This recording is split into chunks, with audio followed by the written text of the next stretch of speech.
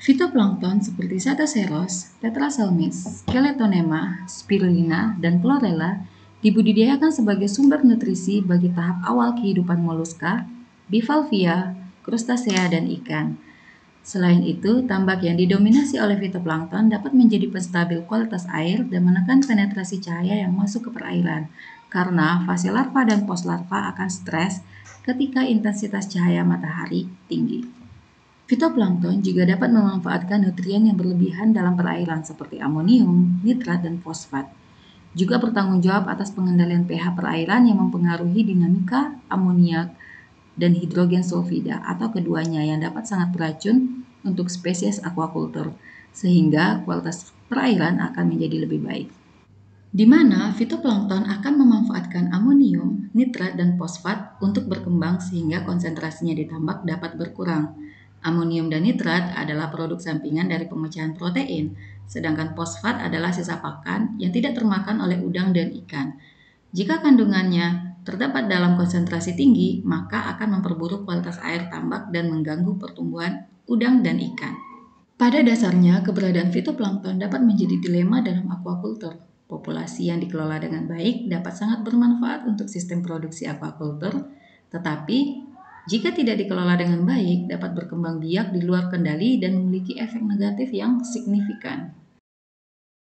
Pada tambak yang didominasi oleh fitoplankton, saat intensitas cahaya matahari tinggi, proses fotosintesis dan penyerapan karbon dioksida akan semakin cepat dan pH akan bergerak ke arah basah. Saat matahari terbenam, respirasi fitoplankton melepaskan karbon dioksida, menghasilkan pembentukan asam karbonat dan menurunkan pH air tambak.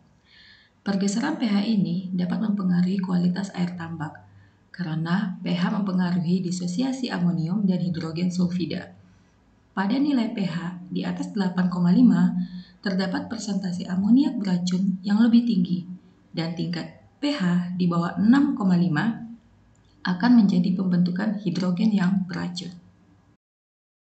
Selanjutnya, saat populasi fitoplankton yang melimpah atau blooming fitoplankton akan mengakibatkan kekurangan oksigen pada malam hari. Akibat respirasi fitoplankton melepaskan karbon dioksida, sehingga mempengaruhi bahkan membunuh udang dan ikan yang dibudidayakan. Selain itu, blooming fitoplankton menyebabkan kematian pada plankton akibat kekurangan oksigen pada malam hari yang akan menambah input beban organik perairan sehingga terjadi penurunan kualitas air yang sangat signifikan.